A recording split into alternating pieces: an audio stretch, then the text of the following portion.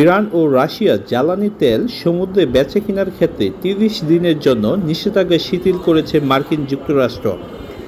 Iran যুদ্ধের জেরে বেড়ে যাওয়া তেলের দাম নিয়ন্ত্রণে আনতেই গত মাসে এই ঘোষণা দেয় ওয়াশিংটন। এই পরিস্থিতিতে চীনা মুদ্রা দিয়ে ইরান থেকে ভারত তেল কিনছে এই খবর এলো। সূত্রগুলো জানিয়েছে যে এই মাসের শুরুতে ভারতের সবচাইতে বড় রাষ্ট্রায়ত্ত তেল শোধনাগার ইন্ডিয়ান অয়েল কর্পোরেশন প্রায় ৯ বছর পর প্রথম ২০ লাখ ব্যারেল ইরানি তেল কিনেছে। এই চালানে তেলের মূল্য প্রায় $২০ কোটি।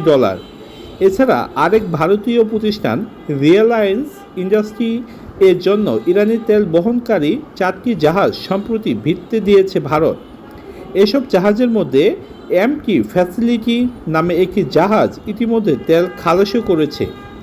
সূত্রগুলো জানিয়েছে যে ইন্ডিয়ান অয়েল কর্পোরেশন ও রিলায়েন্স এই দুই প্রতিষ্ঠানই আইসিআইসিআই ব্যাংকের মাধ্যমে ইউয়ানে ইরানের তেলের মূল্য পরিশোধ করে।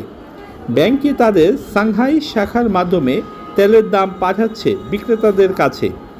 বিষয়টি নিয়ে জানতে ICICI Bank, Indian Oil Corporation, Reliance Industry ও ভারতের পররাষ্ট্র মন্ত্রণালয়ে যোগাযোগ করেও সাড়া পায়নি রয়টার্স। তেহরানের ওপর দীর্ঘদিন ধরে মার্কিন যুক্তরাষ্ট্রের নিষেধাজ্ঞার কারণে এ ধরনের তেলের মূল্য পরিশোধে জটিলতা থাকায় অনেক ক্রেতা আগ্রহ দেখাচ্ছে না বলে জানিয়েছেন ব্যবসায়ীরা।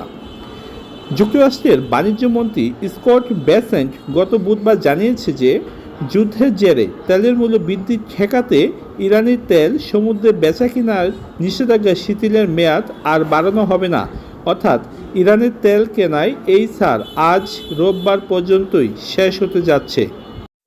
এখন ভারত যেহেতু চীনা মুদ্রা ইউয়ানের মাধ্যমে অর্থাৎ চীনা মুদ্রা ইউয়ান ব্যবহার করে ইরানি তেল ক্রয় করছে, এর থেকে একটা বিষয় স্পষ্ট যে ভবিষ্যতে ডলারের বিপরীতে ইউয়ান খুবই শক্তিশালী হবে এবং এই ডলারের যে পৃথিবীব্যাপী একচ্ছত্র আধিপত্যবাদ, সেই আধিপত্যবাদকে একেবারে ভেঙে চুরমার করে দেবে।